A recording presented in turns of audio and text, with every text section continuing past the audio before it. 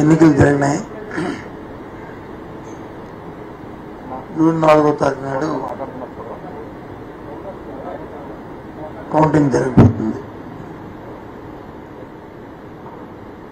June 9వ తేదీ నాడు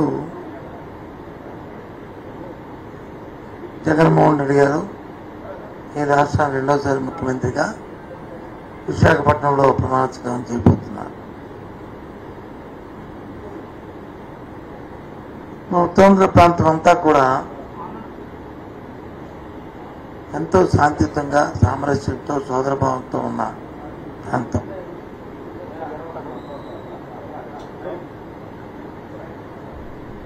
ఎన్నికల నేపథ్యంలో కూడా ఎక్కడో చిన్న చిన్న సంఘటనలు తప్ప పెద్ద సంఘటనలు ఎక్కడా జరగలే, ఏ విధంగా ఇబ్బంది జరగలే. అటు రాజకీయ పక్షాలు కానీ ప్రజలు కానీ లేదా అధికారులు కానీ అధికార యంత్రాంగాలు కానీ అందరూ కూడా ఎవరు బాధ్యత వారు వారి వారి పరిధుల్లో ఏదైతే ఉన్న మనకున్న సాంప్రదాయం ఉన్నాయో వాటి ప్రకారం ఎన్నికలు జరుపుకున్నాం.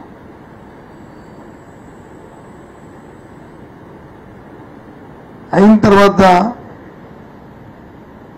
ఒకటి రెండు చిన్న చిన్న సంఘటనలు జరుగుతున్న నేపథ్యంలో వాటిని రాజకీయ లబ్ధి కోసం రాజకీయ కోణంలో దయచేసి శాంతియుతంగా ఉన్న మా ఉత్తరాంధ్ర ప్రాంతంలో ఇటువంటి సంస్కృతి లేని నేపథ్యంలో రాజకీయాల కోసం లేనిపోని రాజకీయ ఆరోపణలు చేస్తూ వాటిని ప్రేరేపించొద్దని అన్ని పార్టీలని కోరుతున్నాను. ముఖ్యంగా పోలీసు వ్యవస్థను కూడా కోరుతున్నాను. నిష్పక్షపాతంగా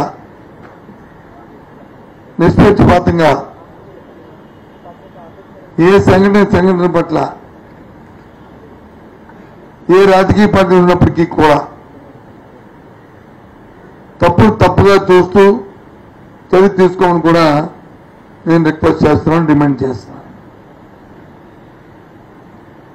అదే నేపథ్యంలో రాజకీయ నాయకులు కూడా అనవసరంగా ఆరోపణలు చేసుకొని నిందారోపణలు చేయడం అనేది తగదు. ఇటువంటిని హింసను ప్రోత్సహించొద్దు. మా వరకు వైసీపీ పార్టీ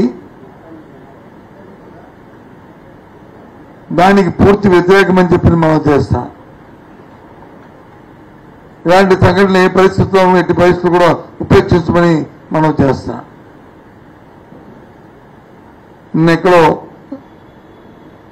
విశాఖ పార్లమెంటరీ పరిధిలో ఒక సంఘటన జరిగింది. దాన్ని వచ్చి రాజకీయ కోణంలో రాజకీయ ఉద్దేశంతో లేనిపోయిన ఆపాదనలు సృష్టిస్తూ మాట్లాడడం సమంజసం కాదని మనం చేస్తున్నాను. పూర్వపరాలు తీసుకుని చేయాలని, అలాగే సైమల్టేనియస్ గా నేను కూడా పోలీసు అధికారులతో మాట్లాడడం జరిగింది.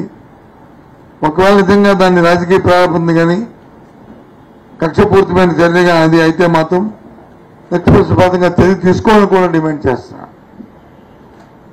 ఎందుకంటే మా ఉత్తరాంధ్ర ప్రాంతం ఎంతో సామరస్యంగా సోదర భావంతో మెలిగే మనుషులు.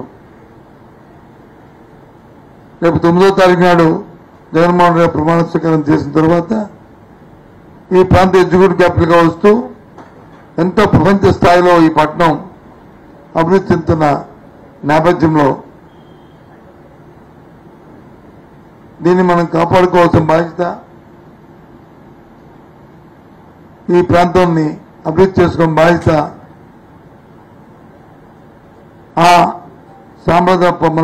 మన సాంప్రదాయాన్ని మనం కొనసాగించిన బాధ్యత ఈ ప్రాంత పౌరులుగా ఒక రాజకీయ పార్టీ నేతగా కాకుండా ప్రాంత పౌరులుగా మన బాధ్యత అని చెప్పి అన్ని రాజకీయ పార్టీలు కూడా నేను కోరుతున్నాను. దయచేసి అందుకోసమే మీ ద్వారా చెప్దామని ఇవాళ ఈ పత్రికా సమావేశాన్ని ఏర్పాటు చేశానని మనం చేస్తాం.